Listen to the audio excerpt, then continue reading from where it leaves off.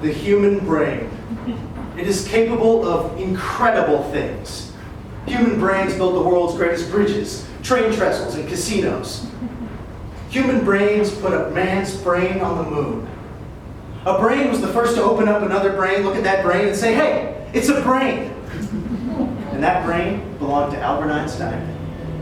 Today, Einstein's brain resides in a little jar on a shelf at some Austrian museum. Who knows? That's just a little fun fact for you, or as I like to call it, a brain snack. But don't fill up. You'll spoil your brain dinner. And what's on the menu? That's right. It's a big bowl of spaghetti, which, in the dark, totally feels like brains.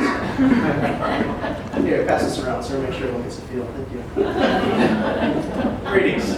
I'm author, guru, and certified brain haver, Barry Rain. Now, I'm legally obligated to tell you I'm neither a scientist nor a doctor, but my brain does kind of sound like the word brain. And isn't that enough? Over the course of the next 4 hours, this seminar will reveal to you exactly how much potential you all have inside your brains. Spoiler alert, it's infinite. So, what exactly is a brain? How does the human brain work? Well, so-called neuroscientists will tell you that it's a complex network of neurons shooting around inside your brain. We could never understand how that works because we're too dumb. Does that sound right to you? Doesn't sound right to me.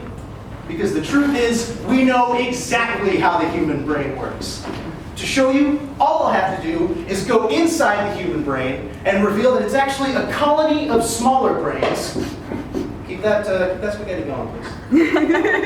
Everyone needs to get it. Everyone needs to get it. Thank you.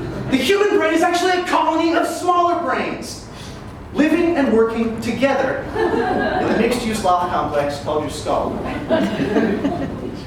And what's inside those smaller brains, you ask? You guessed it, more brains. That's right. It's brains all the way down, folks. Now what don't you think, sir? Barry, Barry, Barry, Barry, Barry! There must be something besides brains inside all those brains. But there isn't. There just isn't. It's all brains, folks. Amazing, but true. Now, before we break for brain lunch, there's a little thing that I'd like to address. It's a question that many of your brains have brought to my brain's attention. And the question is this: do animals have brains? Think about that for a second. Do animals have brains? Well, to answer that question, I'm going to have to ask another question. And stay with me here because it's a doozy.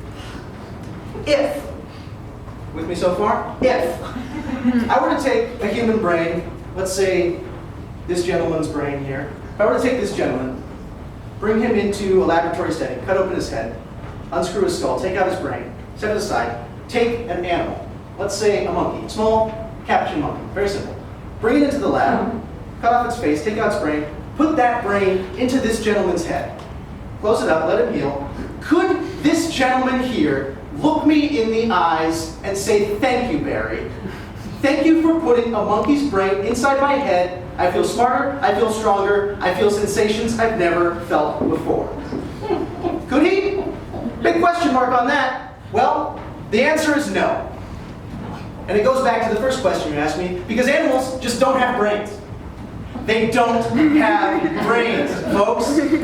So if anyone ever invites you to eat a monkey brain, don't do it. I don't know what's in those heads. It's goopy, it's gross, it not brain. It not brain.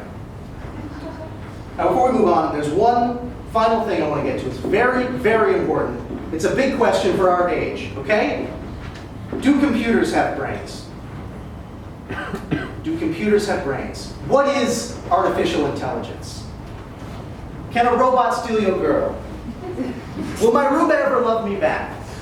Well, sorry to say the answer to these questions and more is a resounding no, people.